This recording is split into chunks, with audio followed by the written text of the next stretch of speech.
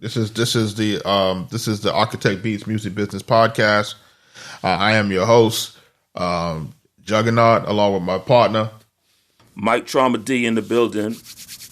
Right, we back for another one. We've been doing these now for several weeks now, trying to build up that catalog. If it's your first time here to the podcast, welcome to the podcast.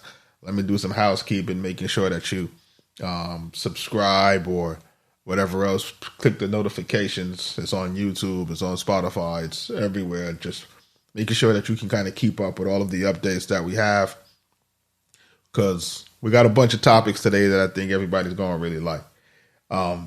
So for the most part, we're going to get right into this, right? Yeah, let's do it. Yeah. So I think you touched on this joint, on the first joint where we was talking about avoiding music industry scammers. Go check that out if you haven't checked that out already, if your first time here. But we wanted to talk about artist social media pages claiming that they can help you. You know what's funny? Jug? This just happened. I saw this again this week. That's why I'm like, this is really getting out of hand. So elaborate for the folks on who may not be knowing how the scam works. Well, what's happening is some of your favorite artists, their social media pages may DM you as an independent upcoming artist, and they may have a script saying, "Hey, I see you doing your thing. I could probably help you out. Are you interested in me doing a feature or hosting or whatever the case may be?" And you as a upcoming artist, a fan will get this and you get excited. There's a big name artist is hitting me up from a verified social media page. So that's the thing. So of course you're going to, because it's verified, you're going to listen, and you're going to want to put your money up, is what they're asking. If you have a budget, and to send them money, and they'll do this and do that. And it's going around a lot, and it's very confusing because it's coming from the verified social media pages of major artists, and you're going to ask yourself, well, if it's the verified page, why is this a scam? So that's the big question. Jug, I'll give it back to you.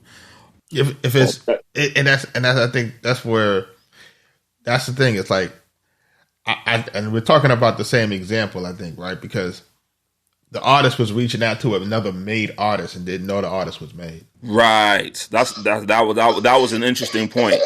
You know what I'm saying? And I was what I thought, like, so that the artist isn't really managing these pages. Sometimes there might be people that's behind it managing these pages, and they're trying to get folks to do the collaborations, and it's like, yo, you don't even know who you're reaching out to. But let me give folks a little bit more insight on how you're selected, right, to be contacted.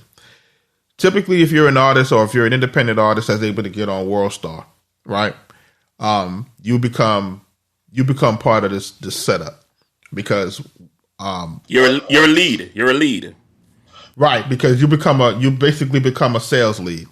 Because once you get on WorldStar, people know that you spent money to get on WorldStar, right? Because typically for independent artists, that's going to cost a few bands, right, to get on WorldStar. So once these artists or whoever's managing these artist pages are able to see that you spent the money to get on WorldStar, that you spent the money to do a music video, that you went into the studio and that you did everything, right? That's basically telling them, listen, this person is serious about what they're trying to do, serious about spending their money.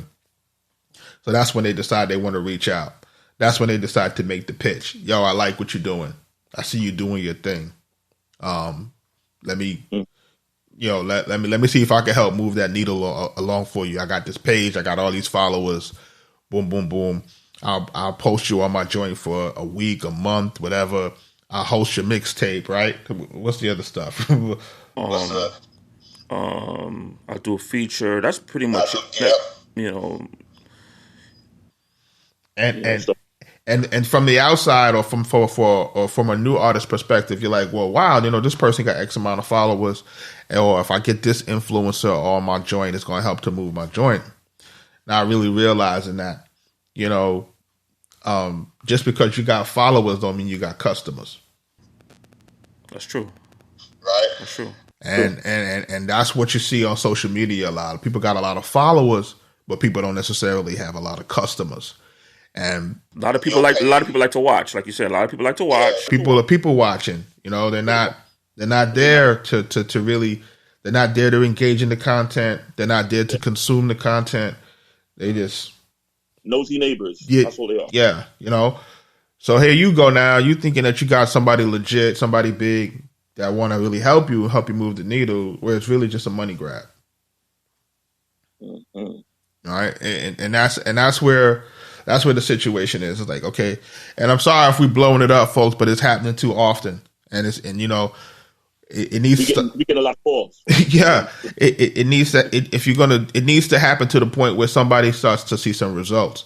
Now, if it was like, if you saw some significant results, and then I could tell artists, okay, it's 50-50. You might do it, and you might get something from it, right?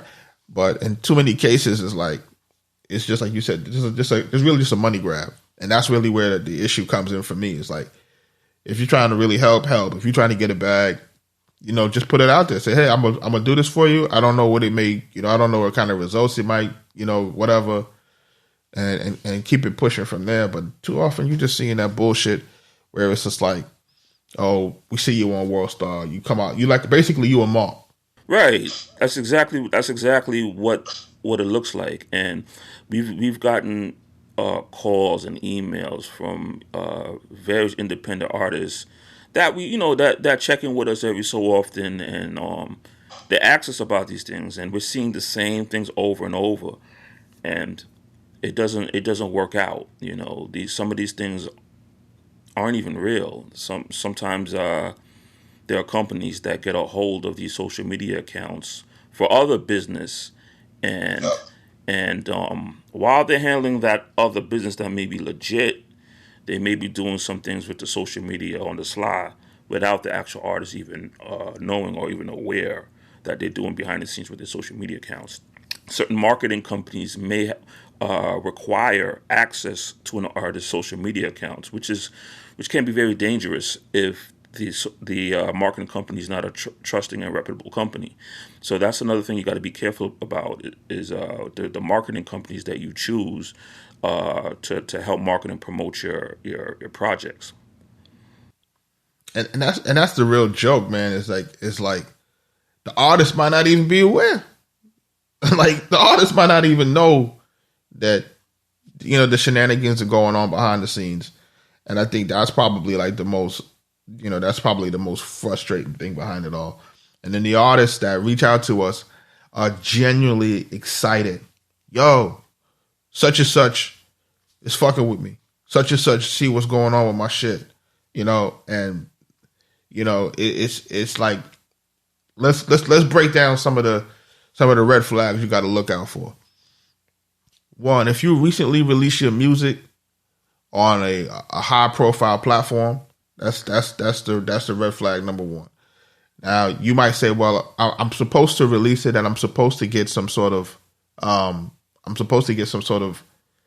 attention from the release, right? So some people may not see it as a red flag, but remember, this is what folks are fishing for. They're fishing for you on a high profile platform to see, if you got the bread to get on that platform. So remember, most media outlets now, let's keep it real. They're charging, right? People are not getting on these platforms, these different vlogs and these different blogs based on the fact that people love your music. That's very seldom anymore, right? Right now, what you see is people paying to get on the platform. So that's why the artists are triggered now to come reach out to you, because they see you on the platform, and they can kind of tell if that music is really popping or if it's not really popping. They can say, okay, this person probably paid to get on the platform. Mm-hmm. Then okay, now Now they're gonna drop the line, or they're gonna drop the like or whatever on your repost or whatever. Yo, I seen you, bum bum bum. I see you doing your thing. I wanna see if want to rock with you. The third flag is they were like, yeah, I want to rock with you, but what's your budget? That's the one that always comes up. What's your budget? Right away, they want to know how much you're working with, how much you're willing to spend before they proceed.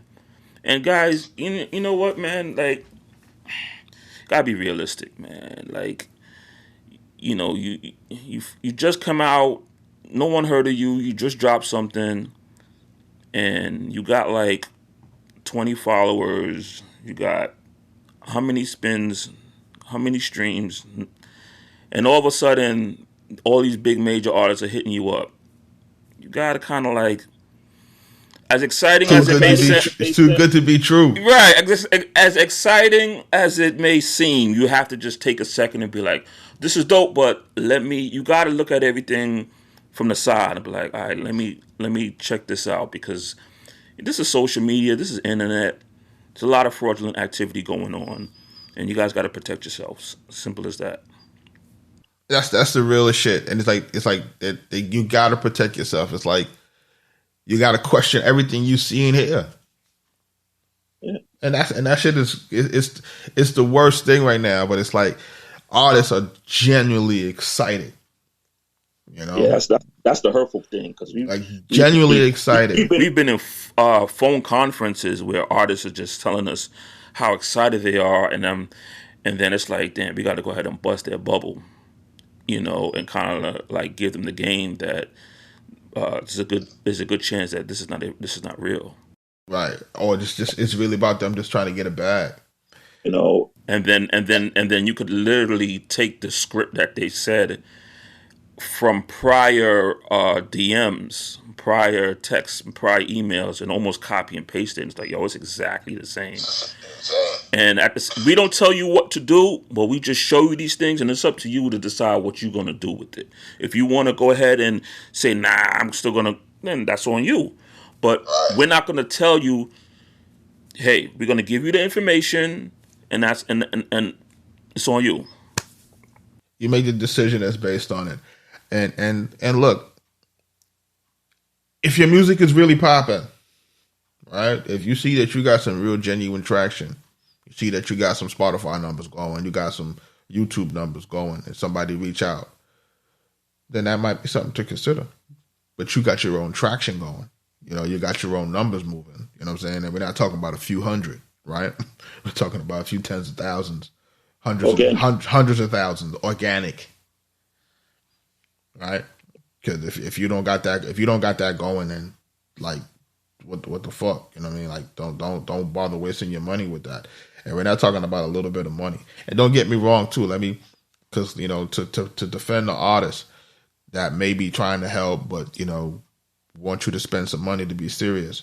This is real, right? Because you're trying to weed out also the amount of requests that you might get, right? So, yeah, if you want to submit music to certain people for help or certain things for review, yeah, they may charge you, right? Because that's people's time, so forth. So forth. It's a job, you know what I'm saying? But that a lot of times that arbitrary, somebody reach out to you, then, what's your budget? You already know what time that is. So it's not even a situation where I can really speak too much more on it. But you already know that that's really the situation for. So the three things that we said for you to look out for is like, hey, if you got recently released content on a major platform, right? And we're talking about maybe like a World Star, maybe Say Cheese, maybe what's that, Dirty Glove, stuff like that, right? People may see what you're going on with. They're gonna say, okay, this person got some content, because you're gonna have a video that's produced. You're gonna have something, whatever. Okay, so they see that you're spending money. The second thing is gonna be to reach out. Hey, I really like what you're doing. Boom, boom, boom. I want to see if we can work together on something. And then the pitch for the budget. Once you get the pitch for the budget, you kind of already know what direction it's going in, and it's basically enter at your own fucking risk. Yeah, and that pitch for the budget is up front. Like, it don't take long for them to throw that at you. It's like the third or fourth thing they say. You know? Yeah, like the budget's it's right to the budget. You know, it's right to the budget. And here's the bonus. Here's the bonus. You got a Cash App. You got a Vimo. Like, shit. Like, you know what I'm saying? Like, now that you said that, let me go back to that shit. Like, Cash App, Venmo, that shit is all red flags because you can't get your fucking money back. Nah. Your money's gone, folks. Like, once you do that shit is a dub. You know what I mean? So, if you want to do any legitimate business, PayPal business. Not PayPal friends and family, because you can't get your money back on that shit either. But you got to do PayPal, send me an invoice. And then what happens is, with PayPal, got this thing where if you don't get the service or the product that the people said that they were going to give you, you can always put in, you can put in a dispute, get your bread back. That's a jewel. Yep. Yeah, like, you know what I'm saying? Like, that's, you know, if people don't got PayPal, another red fucking flag. Send me crypto. Oh, my God. No.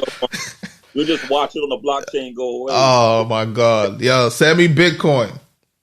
Oh, my God.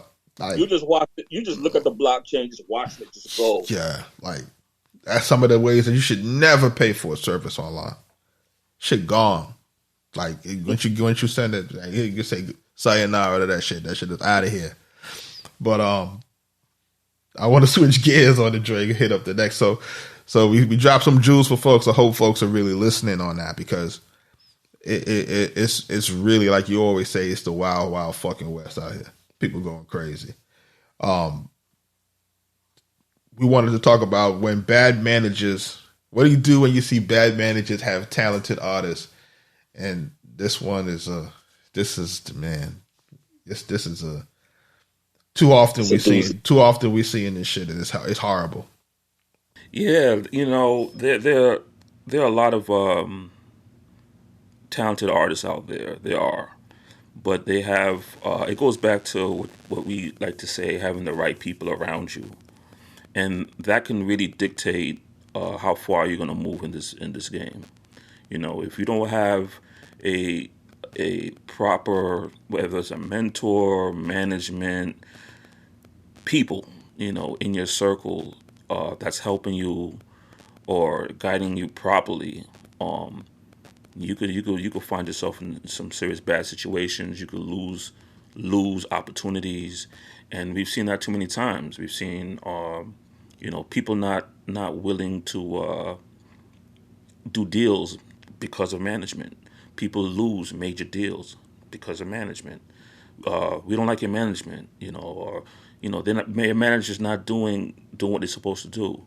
I can't get along with your manager. Your manager doesn't know what he's doing. Your manager this. We see that a lot, and the artist ends up suffering. You know, the artist kind of like just wants to concentrate on their music, and they have their managers in position to make the right decisions for them, and it's not always the case. You know, we've just seen it just too many times, and the artist just suffers. Shit is really a shame. It's like really, really a shame, and like you said, we see the joint often. You see folks losing their livelihood behind this shit, losing your opportunities behind this type of, you know, and it's like, I don't even know if the managers may not even know, you know, that what they're bringing to the table is, because sometimes you got some managers that have some levels of experience, but at the end of the day, they're just they're dicks without really going too deep into it, because it's like they're not easy to work with. They don't send back timely feedback, right? They're not dealing with the artist business as a priority, right? Because granted, that artist might not be making them a lot of money, or they might have another artist that's on it that might need more attention, And I mean, if that's the case and you're an artist, you need to be able to differentiate that to kind of know, like, I'm not getting what I need to get.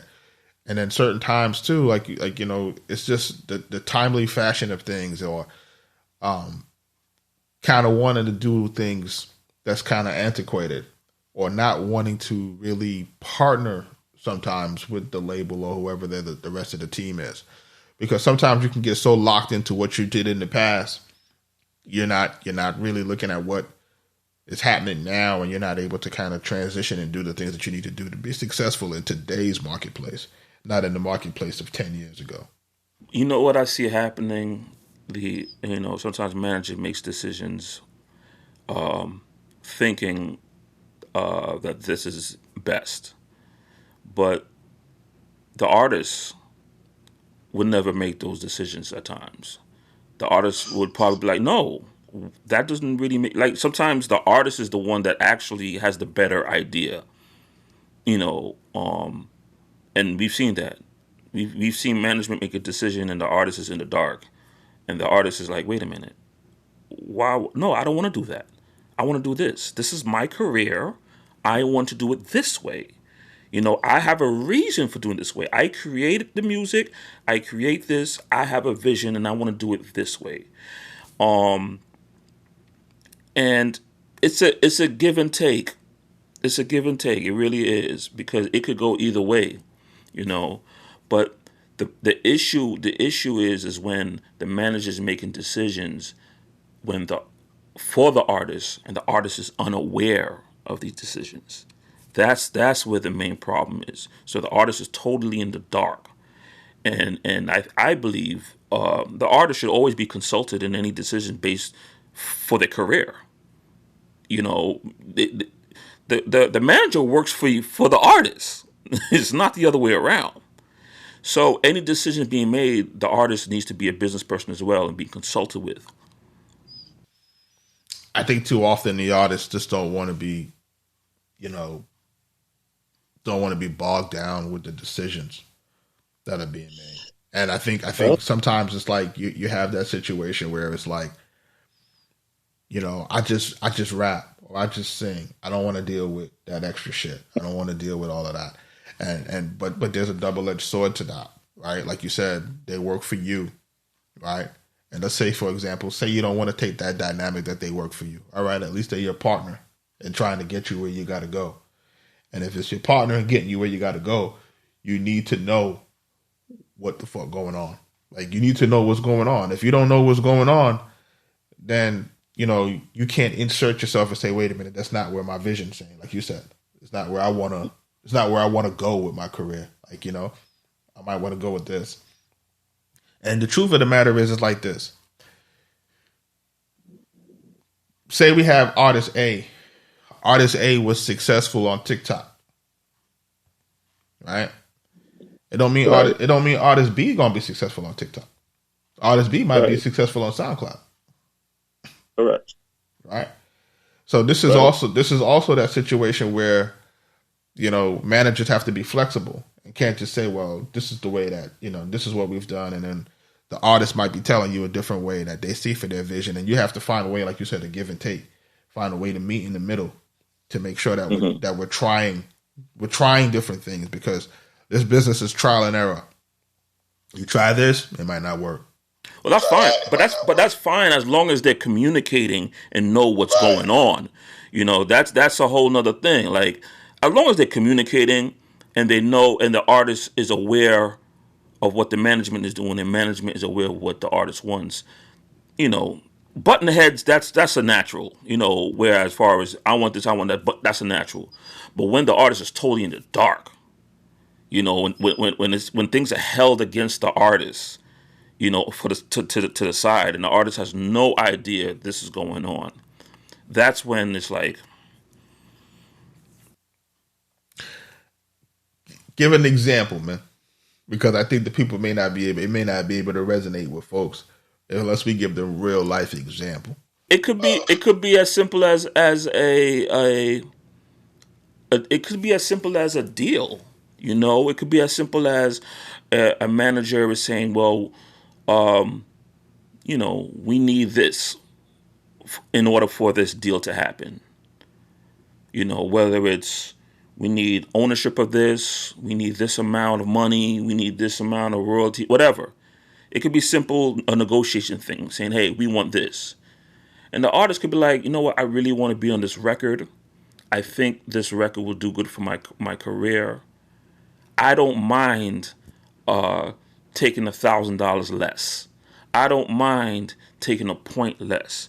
I don't mind this, looking at the bigger picture. I don't mind that. Like, what's that when the record comes out, it's going to allow me to do more things or open more doors, We're fighting over for that. You're fighting for that. And you may lose the opportunity. Because you may lose the opportunity because you're fighting over nickels that may have not even been made yet. So, and then you have to go up to the artist. The artist is like, hey, this deal didn't work out. And the artist has to take it. Some artists don't even question and don't even ask why. What happened? Oh, it fell through. It didn't work out. Okay. They didn't give us what we wanted. Okay. But if you go into the details, hold on, we lost this deal because you pushed for an extra $1,000?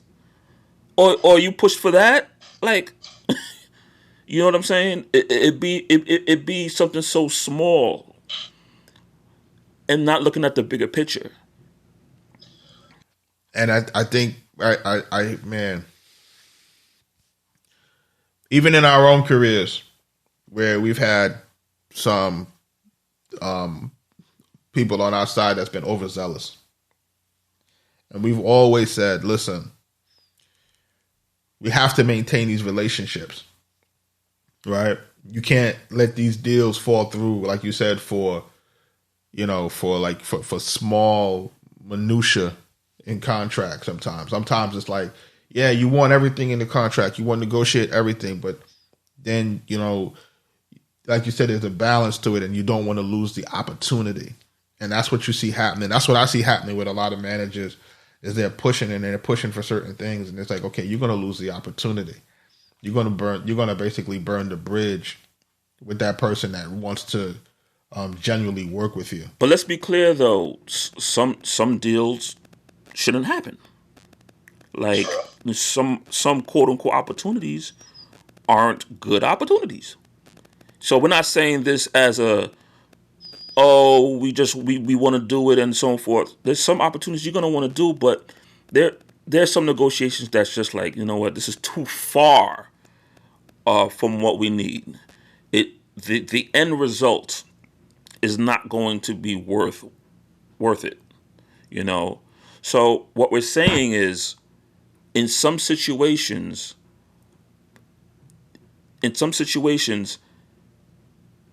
you have to.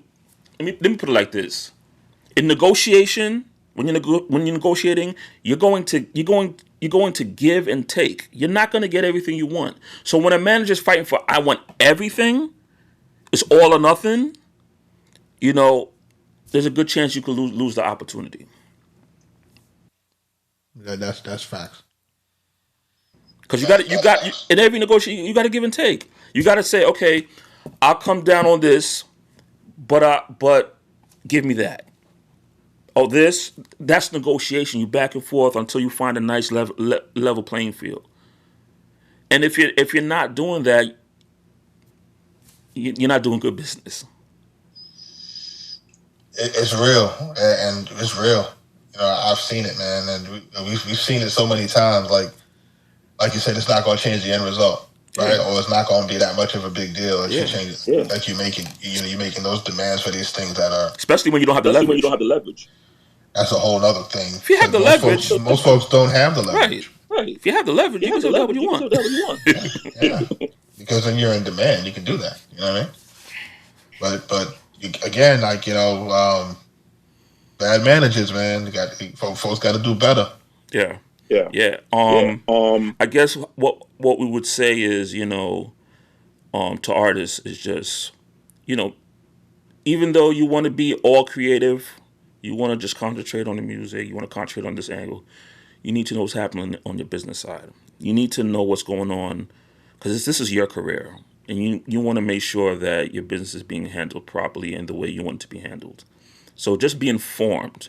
If you're going to have someone making decisions on your behalf, you should be at least informed on those decisions that's being made.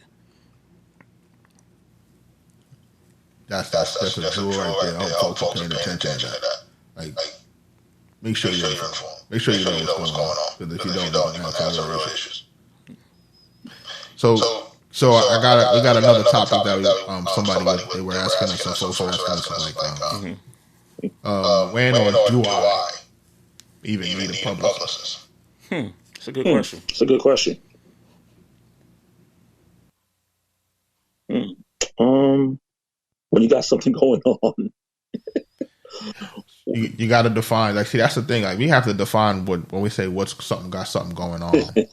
Like, I don't want to spend way too much time on this one, but the truth of the matter is, the publicist is probably the last piece of the puzzle. Elaborate on that. Like, because what we see happening is like this. It's like the publicist situation is for artists who already got traction going. All right. Mm-hmm. Meaning you're making money. You got a good amount of followers. You got a good amount of shows. You're selling a decent amount of merch. And when I say that, meaning what's a decent amount? People say, what's a decent amount? A decent amount is, enough to cover your expenses. You're making a little bit of a profit. And then you have enough in your money left over to add to additional marketing like a publicist.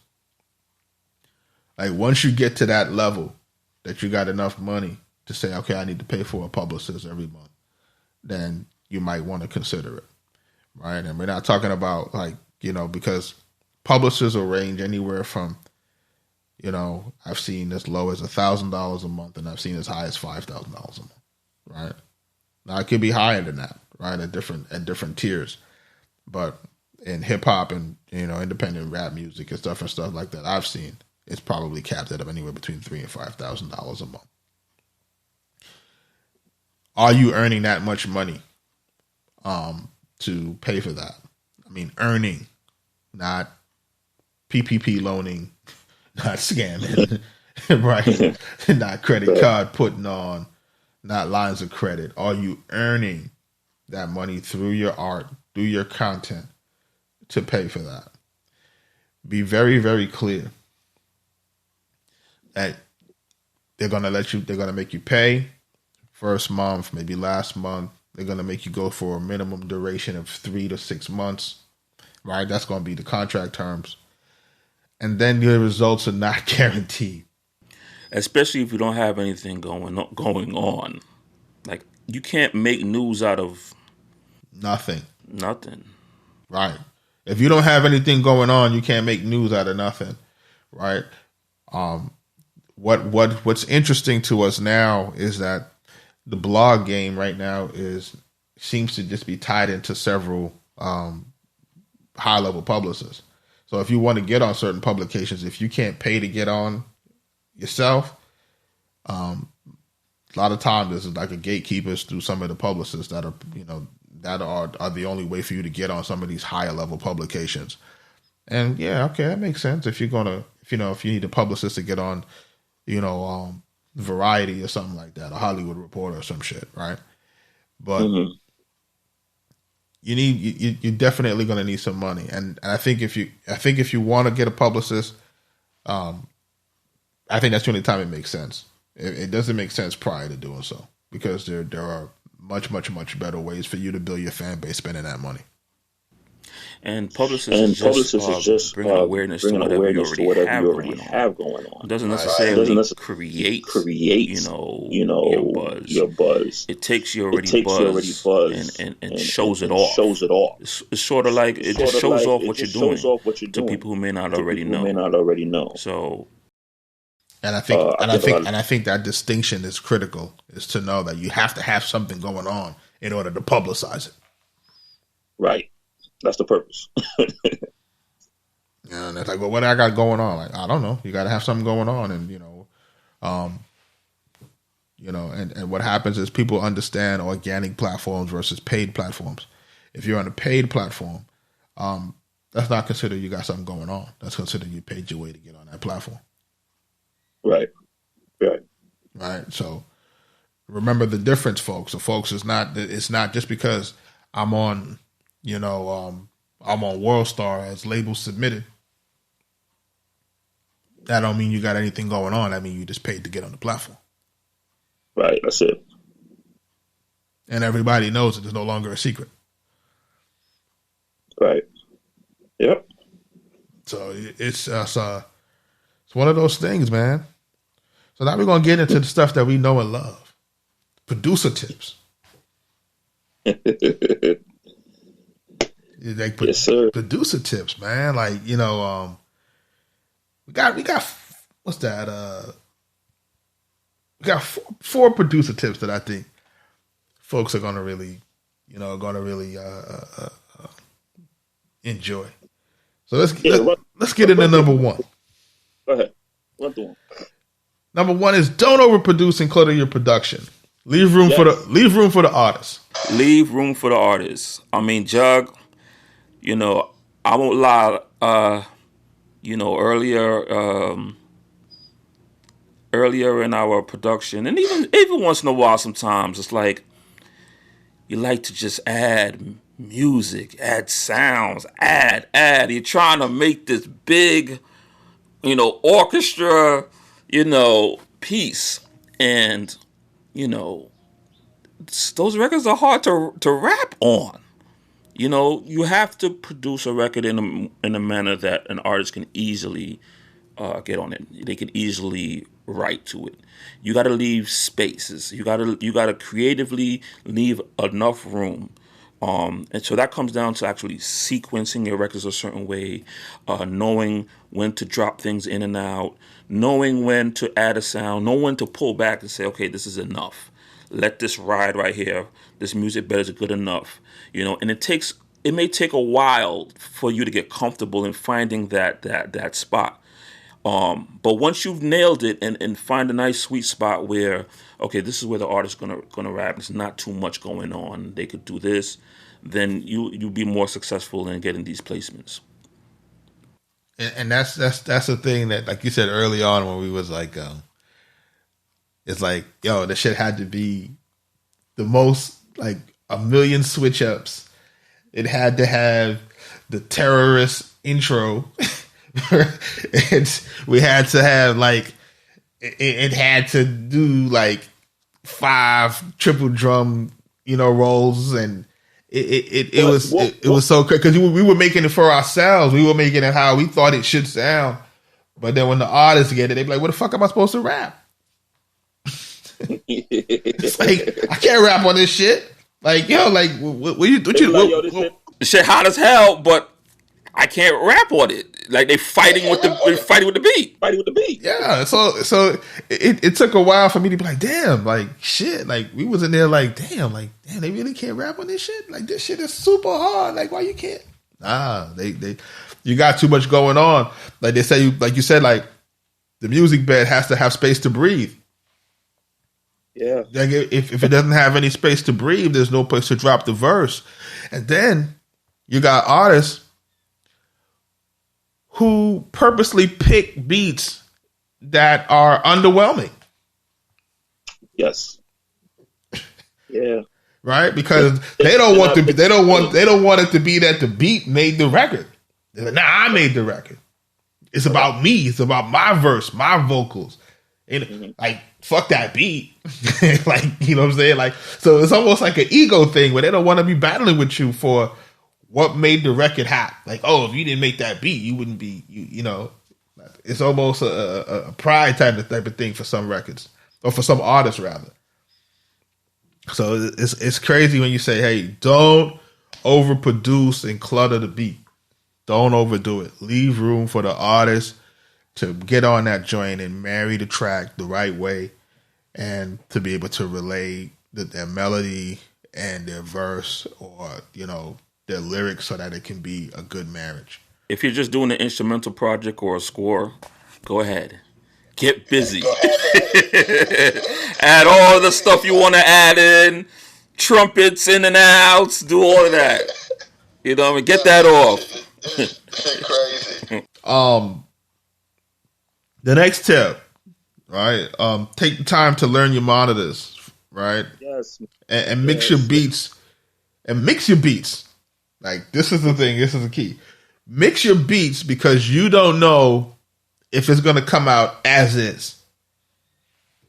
Yeah. Because it's happened to us. Right? on too many occasions. Like, shit just comes out. You're like, well, we didn't get a chance to mix it. They're like, nah, fuck that. It's going out. Yeah, it's straight. And then, you know, it's a good thing that we've taken the time out to mix the beats in the manner that we were happy with. And, you know, just to hear it on the album, you're like, wait, that's our mix. And why is the engineer getting credit for a mix when he didn't mix it? He didn't even touch it. He just recorded it. Yeah. That's the shit that killed me the most. And then you had the engineers that wanted to put their tag on the shit. Like, the engineer want to tag the engineer want to tag your music. Since when did engineers tag their music? I was like, you want to tag the music and you didn't mix it? Oh, come on, man. Like, come on, man. Like, and that's the shit that was driving me crazy too. I'm like, yo, how they doing it like that? Like, how are you trying to say you tag a mix, but you didn't mix it? You just took whatever we sent them, and yeah, that's what it was. It would have been another thing if they actually mixed it. Then they would have had maybe a leg to stand on. You know, Right. But when you had nothing to do with the mix, so I mean, we were lucky. We were lucky enough to have enough pull to get that out of here. But yeah, spend time. You know, learning your setup. You know, spend time. Evaluating your system, your setup, your production setup. Learn your monitors. Learn your speaker setup, learn your sound, learn the dynamics in wherever you're making beats, you're mixing, to make sure that you're getting the right sound. If you're one of those people that just having too much of a hard time, you know, there's different services. You could just send it out to get it mixed at the end of the day, if it comes down to it, you know. But it's when it goes out, you want to make sure that it's right, because an album may come out, they may not even come back and say, hey, we're going to mix it.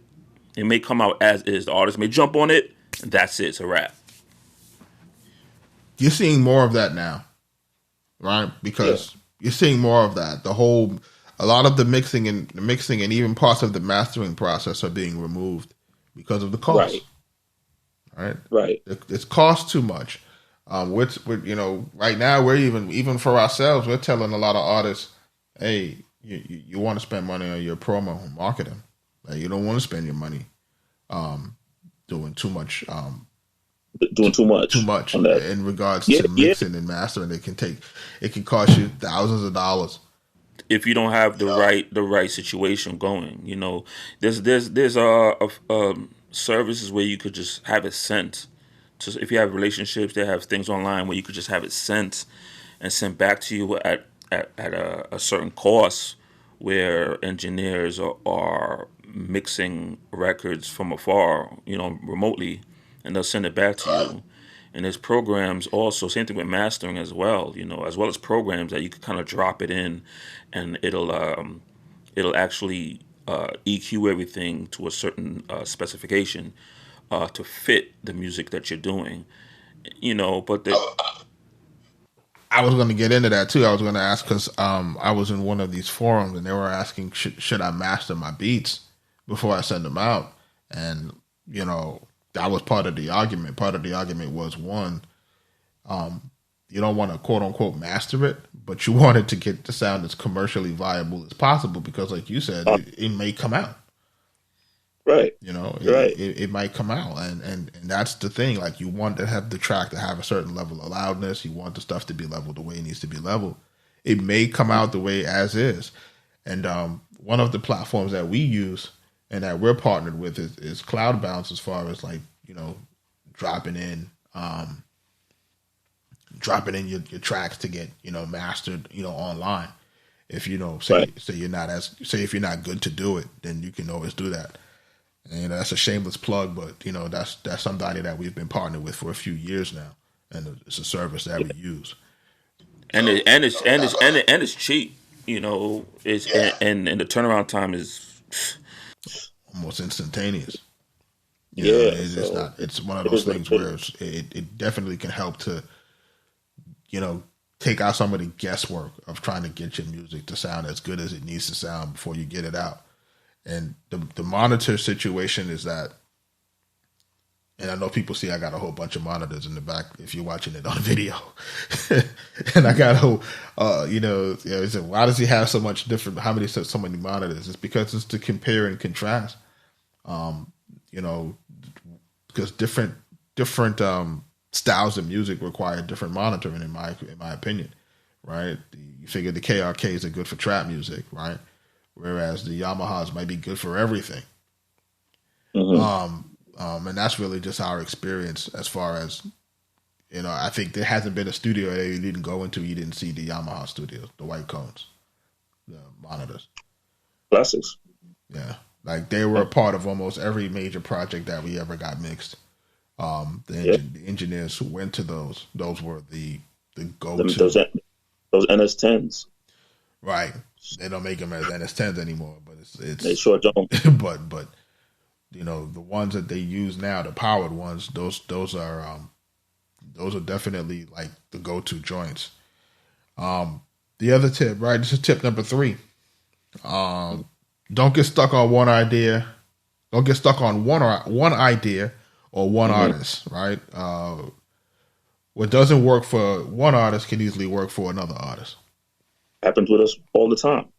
Like as far as, you create a record with one artist in mind, and that artist may not gravitate to that beat, and you shouldn't get discouraged, you shouldn't get frustrated, because that record could actually be for someone else.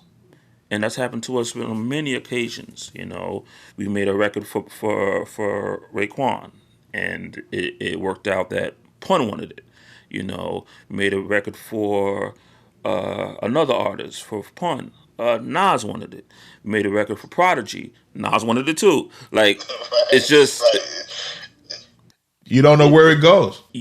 So you could be sitting at your studio or in front of your setup, and you can make a beat with the intention of, okay, this artist, but you have to, don't get discouraged if that artist doesn't gravitate toward it, because it could easily be for someone else. And when you're making your records, you should keep that in mind. You want to create something specifically for someone, but at the same time, have enough room if that doesn't work out. This person could knock this out. This person could not, or it could go anywhere. A lot of times lately, we try to make our records broad. And when I say broad, meaning that,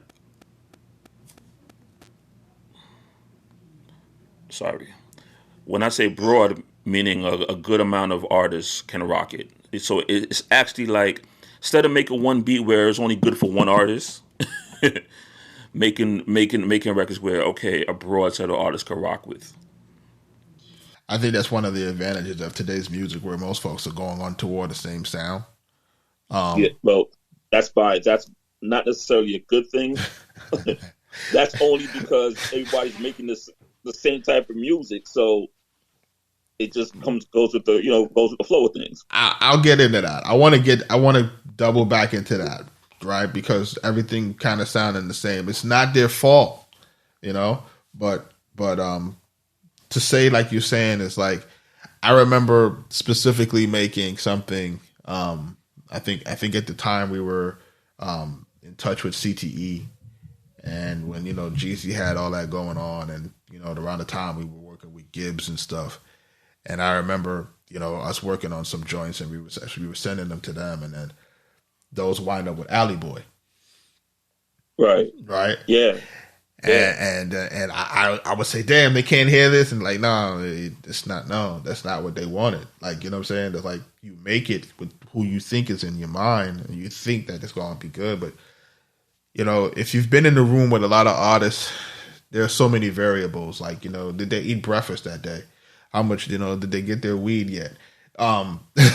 It's like you got so many different vibes. Who's in the room? Who's in the room? What happened last night? What happened this morning? That beat could be right for the artist, but they may not just hear it that day. So it's just so many variables, which is crazy. And it's crazy because it was there's a joint on Cole's new album, and he says that he's had this beat in his hard drive for he don't even know how long, but he just wasn't in the mental space to hear it. Mm. You know, and that's what happens. You know you don't have any control over it, but you know it goes back to saying like just do it as best as you can do it, and but everything sounding kind of the same. Again, keep that in mind. I want to touch back to that.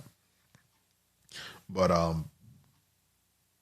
the other thing we'll go into is the fourth tip, which is get the music out, right? Don't leave them on your hard drive. The more beats or music that is out, the better chance of you getting discovered. Kind of speaks for itself. It's real. It's real, you know. It's real, and I remember meeting with some artists. Some artists had asked me sometimes they had asked me for some advice one time, and I pulled up with a group, and we were having like breakfast, and we were just talking, you know, strategies, and you know, I said you got to put your music out, you know, and this is years ago. This is not even, you know, this is pre-Russ and all of this type of stuff that's going on right now. Where now he's telling everybody, hey, put your music out, put your music out. But before, you know, I was saying your money can't earn, your music can't earn for you if it's sitting on your hard drive. Yeah. Like I'm quick to put it out. You know, even folks, oh, I got a demo, put it out. Just put it out. Yeah. Because you don't know. And here's the funny thing. And I know a lot of producers are going to understand this. The beats that you are not feeling are the beats that be taken off. Those are the beats the artists want, and you're just like, you want that? You want that? Why? I got this other stuff. No, happens all the time. So put it out. Yeah, put it out. The shit is like magic. You don't know, you know, like you don't know. But you know, again, like you said, you have a better chance of succeeding if you are consistent. And you said that in the previous episode. Be consistent and be consistent in your release schedule. Yeah, like be consistent in that. You know, and over time too. Think about it like this, folks. The more you do something, the better you'll get at it. You'll improve, right? As well as finding new ways of doing it. Right. Yeah. And then I want to double back to where we said, hey, you know, it's a good and bad thing that everything sounds the same. Right. It's not, it's so funny that you said it because it came to me earlier when it was like, you know, music all sounding the same. And the reason why that's happening is one, because of algorithms, and two, because of you can't market your music, without it having a either a lookalike audience or or something that's similar to something else. So if you've ever done Facebook ads or Google ads or stuff like that, in order for you to do targeting, they want you to put in the things that it sounds like, or like the artist that it resembles, or in order for it to be more successful. So if you're an artist that's really, really, really unique, and you don't sound like anybody, it's harder to market your music because we don't know who to target as far as who's your audience might be. I also, I also blame technology,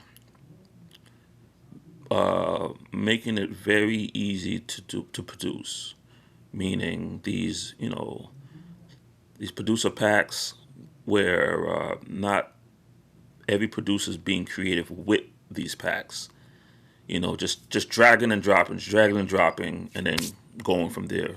Versus, taking what's there, manipulating it, adding your own flavor, doing things, and trying to get it to sound different. People are just going with the ready-made product, and there's a lot of that going on right now where producers aren't producing. They're just, you're just taking what's already made and just, putting it back out there. So I think that contributes to it, and we just have to think as producers, we got to be a little bit more creative. I think these producer packs are great. They provide help, especially when you're having writer's block, you're stuck for time. But I think it's up to the producer to add on it, to let's see your flavor, what makes you, so that every record does not have to sound exactly the same. I think you hit a nail on the head when you said the technology makes it a little bit, it's dumbing it down. And then there are also things behind the scenes, like if you talk about Spotify and its algorithm and it being able to, you have different analytics that can break it down to the key and tempo, right? And then once these things are broken down to the key and tempo and the type of music that it is, then when we're talking about in terms of automatic playlisting or basically AI picking what's going to play next, it's going to play stuff that are similar to, again, back to similar key, similar pitch, similar tempos again. So that's what kind of one drives that thing where you say people are not doing a little bit different. And then also, like you said, in our ascension, we used to have the situation where we would go out, spend a whole day shopping for records, right? So we would go downtown, Manhattan. I miss those days. I'd be like, yo, I'm gonna meet you downtown. Like, all right, we're gonna be there all day. You go through all the dusty records. You're listening all day. You pay your money, you take your records, you go back. I'll be like, yo, I got some heat. We're gonna get some heat together, right? Go back.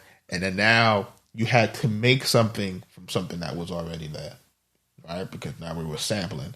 So that's where the art came in. The art came in. We had to take something that was already there and then kind of flip it into making it your own, right? If you didn't want to clear it, you had to flip it even more. Right? So now you had to chop, slow down, transpose, get creative, truncate, find a way reverse, whatever you needed to do to make it so that, hey, we might be able to get away with not, and there was a time, and there was a time where, producers had a distinct sound. You knew when you heard the Dungeon Family, you knew their sound. You're like, wow. When you heard Eric Sermon, RZA, DJ Tom, you knew, like, okay, I'm gonna get one. Like when you hear that begin, you're like, okay, this is what it is. Now it's really difficult to tell, okay, whose sound is this? Because everyone kind of just, I don't want to say copy, but yeah. It's all blended in. And then also remember the difference that we have now that we didn't have back then. It was producer collaboration. Right. That's true. All right. Producer collaboration now is a very, very big deal, which for a long time I didn't understand. Like, why would you be doing that? But what that helped to do is that helped to grow their network. And basically you learn from each other. Yeah, we you know what? We're gonna touch on that on the next podcast. Producer collaborations. Yeah, I think those things are like really, really, really key in today's marketplace. And again, your network, like it's so important to have a larger network, and that sort of thing. Yeah. But hey, it's the Arkatech Beatz Music Business Podcast, people. Yes, sir. Yes, sir. We are Arkatech Beatz. We are platinum, multi-platinum producers for some of the most iconic artists that have ever done it in hip hop. So I know if you're listening to this, you're like, well, why do these guys have so much opinions? Because we've been around the block a few times. More than a few times. Like the masters of reinvention, right? Like, masters of evolution and trying to be in the forefront of what changes in order to stay relevant in this crazy game. But check us out, www.arkatechbeatz.com. Follow us on social media. Hit us up. Hit us up. Yeah, Arkatech Hit us up. Beatz. Hit us up. You got questions? Hit us up. Facebook. We got the new Facebook group, which is the Arkatech Beatz music business group. Follow us on Facebook and Facebook/Arkatech Beatz online. And YouTube at Arkatech Beatz. So everything is pretty much the same. And like you said, Mike, hit us up. Hit us up, man. Just, don't, ask us questions. We're willing to answer these questions, get into these topics, discuss things. Feel free, man. We're giving out the free game right now, so get it while it's hot. All right, it's free game for right now. We don't know how long it's gonna be free. But I tell people to take advantage of it. It's something that we wanted to do. We wanted to give back.